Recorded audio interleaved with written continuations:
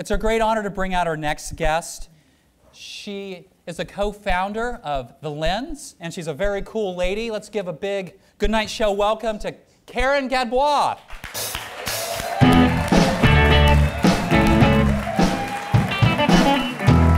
Thank you so much for coming on. You can make yourself at home here.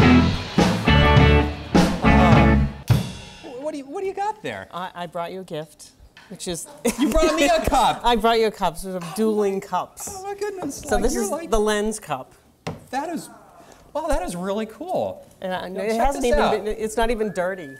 Oh, this is great! Wow, this is like. So Karen, you don't have a background in investigative journalism. Mm-mm. So yours is a very interesting story. Naturally nosy. Well, a lot of people here tonight may not know what The Lens is, so briefly tell everyone what The Lens is. Well, it's an online investigative news site, and we're mostly focused on New Orleans. We have a number of different areas of interest. Coming back and rebuilding, getting your life together after Katrina. Tell me about this time. Well, I live in right off Carrollton Avenue in Holly Grove sort of area, which is now, some people think it's Mid-City because Rock and Roll put up a big sign that says Mid-City, but it's not. And so there was an entire block that had burned during Katrina. And I was always trying to, in my mind, remember what was there and piece it back together, and I couldn't do it. So knowing that we had lost a number of houses, I thought it'd be interesting to sort of document the ones that hadn't yet been torn down but were about to be torn down. So it was more of a... And how did you know they were about to be torn down? Because there were these giant FEMA lists that people had applied to tear their houses down. There was a lot of sort of misinformation and anxiety, and people were thinking they had to tear their houses down when they actually didn't.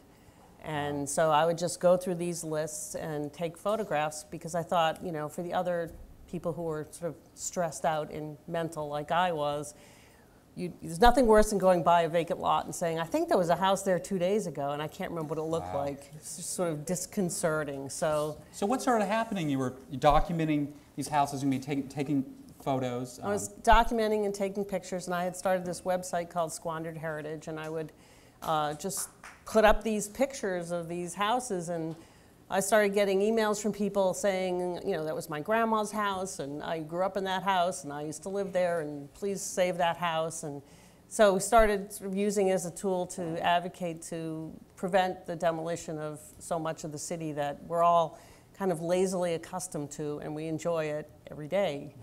Yeah. This is a very visually democratic city. People don't live behind big fences for the most part, and so you might not live in that beautiful house, but you can enjoy looking at it, and so I enjoy looking at them. I think other people do too.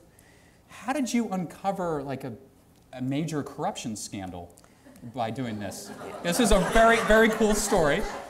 Well, I thought it was it'd be interesting to see one project that went well, and so what project are you referring to? It was a New Orleans affordable housing. It was money that was given to, supposedly allocated to the low-income elderly to remediate their homes. And so it was under the mayor, then Mayor Nagin, our feckless leader, and he, I thought, well, this is interesting. Finally, the city's going to do something to help its own people.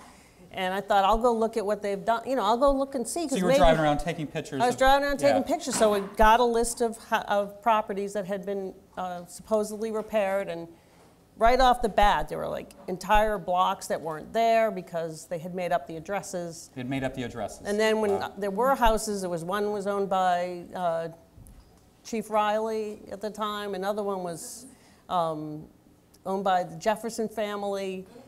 So there were lots of suspicion. So when you started uncovering this stuff, like unintentionally, you just wanted to document a successful city program, and you uncovered something. That's really cool. Yeah.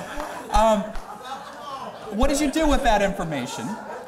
Well, for about, I guess for about 3 weeks, I kept thinking, well, I guess it's okay with people. Like, I guess this is our level of expectation, right? Like, you know, there's this $3 million. We're going to help the people of New Orleans by screwing them. I guess this is, you know.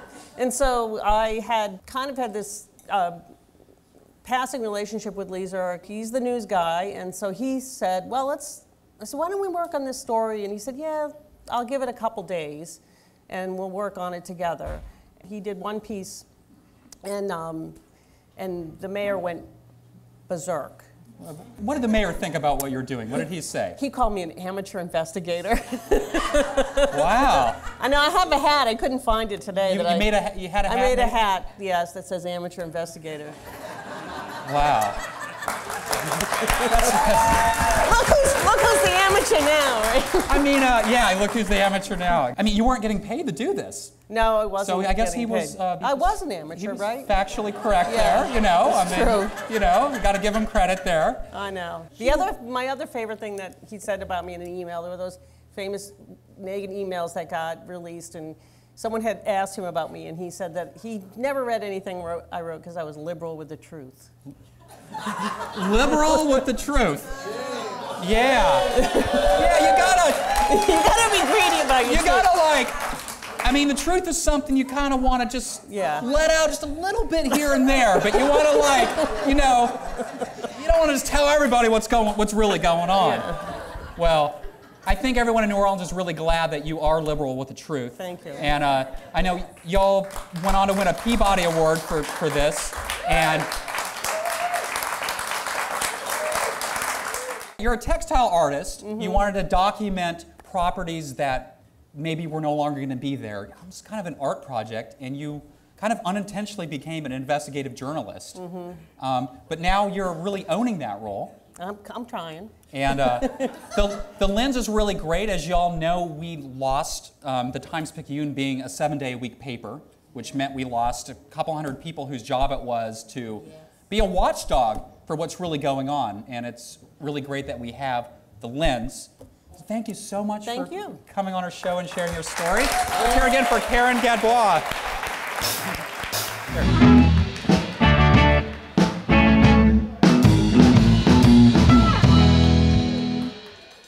Stick around, everybody. We're going to be right back with New Orleans' very own Carl LeBlanc. So don't go anywhere now.